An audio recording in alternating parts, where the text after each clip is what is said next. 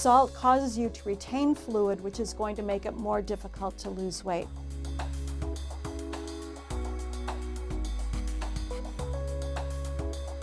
Salt is something that most people way overdo. In fact, recently they found out that Americans are typically getting in about 3,600 milligrams of sodium a day, when the guidelines are that if they're healthy, they should only get in 2,300 milligrams.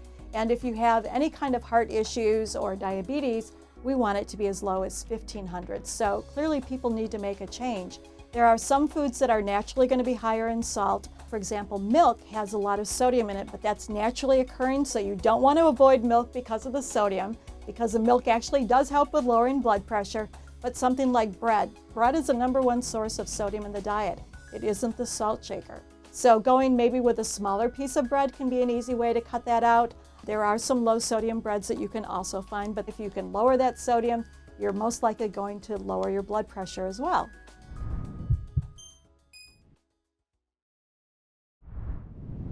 You need to make sure you're getting enough nutrients if you're nursing your baby, because obviously baby's health, that milk supply, is #1.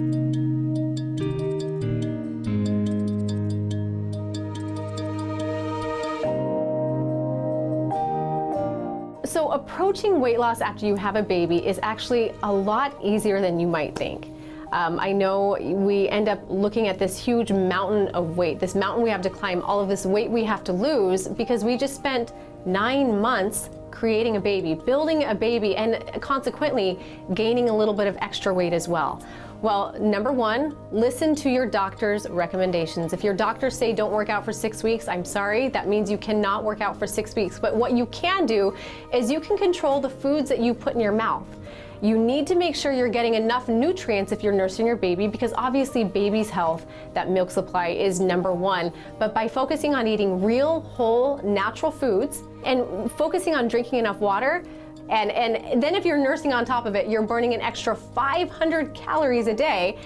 And then let's add to it that you're starting to move around and you're picking up, running after this baby that's moving. It's eating real, whole, natural foods and then drinking plenty of water. The weight will slowly start to fall off, but don't be hard on yourself. Be patient. Again, it took you 9 months to grow that baby, to put this weight on. It's gonna take you some time to get the weight off too.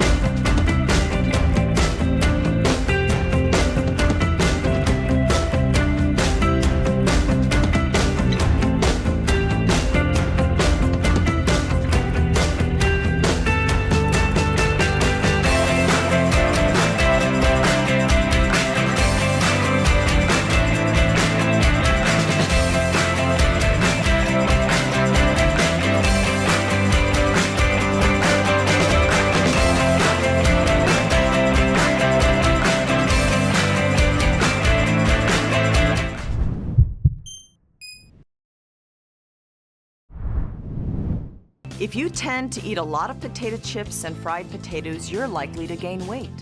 Choose 100% whole grains and other complex carbs instead.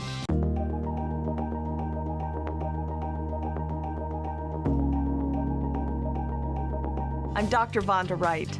Has the number of too tight clothes in your closet mysteriously multiplied? Gaining weight often occurs so gradually that you're not quite sure how it happened. A pound a year creep is the rule in North America, but 20 years equals 20 pounds. Well, it's no mystery. These 6 things have the biggest impact on weight gain as you age. Potatoes. If you tend to eat a lot of potato chips and fried potatoes, you're likely to gain weight. Choose 100% whole grains and other complex carbs instead. Red meat, all meat, regular or processed, makes you gain. Trade some of those burgers for non-fried fish, sugar. Sugary drinks and desserts put on the pounds. So do other highly processed carbs like white bread. You don't lift weights. Weight training builds muscle, which helps you burn more calories 24/7 than fat does. Lack of sleep. Many studies link poor sleep and weight gain. Aim for 6.5 to 8 hours every night. Watch too much TV. Watching 3 hours a day adds 5 pounds every 20 years. Turn off the tube. Change these habits, and you can stay your svelte self through middle age and beyond. For more tips to live better and longer, watch all our Health Smarts videos. They break down food, help you absorb nutrients, boost your immune system, and fight bad germs.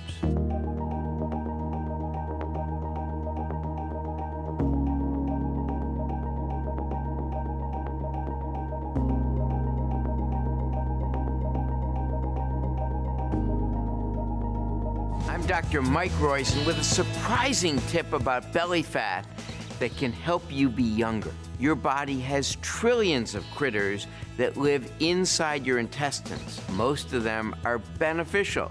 They break down food, help you absorb nutrients, boost your immune system, and fight bad germs. But there's some evidence that good bugs, called probiotics, can help you slim down. For some extremely overweight people who had weight loss surgery, a probiotic supplement helped them to lose weight faster. It's easy to cultivate good bacteria in your gut.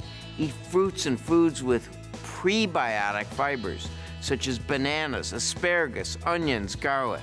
Other great sources: apples, barley, berries, flaxseed, even beans. You can also get probiotics by eating low-fat yogurt with spore forms that survive your stomach acid. Most live cultures don't. Or if you're confused, take a probiotic supplement.